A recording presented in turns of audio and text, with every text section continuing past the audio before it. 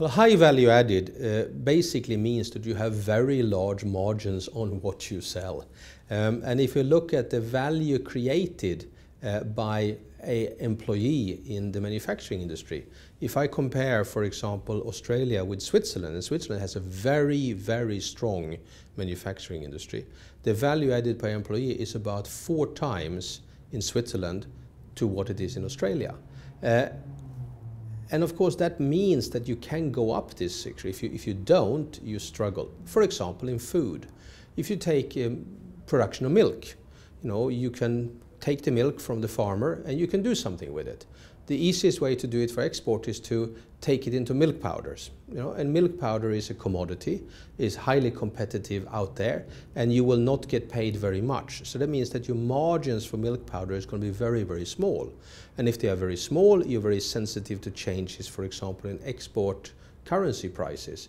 And not only that, you will have problems paying your raw material suppliers very much. You're going to worry whether it's 28 cents or 29 cents for a liter of milk.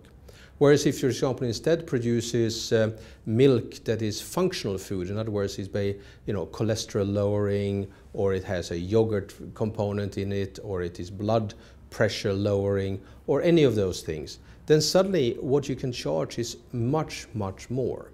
And this extra amount of money you now get, which far exceeds the extra cost of processing, gives you a margin that you can choose to A, pay your suppliers, you can pay more for the milk, and B, you don't worry that much about whether the currency goes up and down because your margin can absorb that.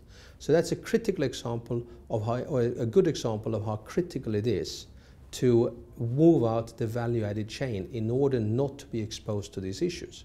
And one of Australia's problem is that it has too much focus on low value added, in other words, commodity product, which makes the manufacturing sector incredibly sensitive to an increase in the exchange rate, which is what we have seen happening over the last 2 years or so, where of course the manufacturing sector has been very badly hit from bottom up, lowest value added first and then working up the area.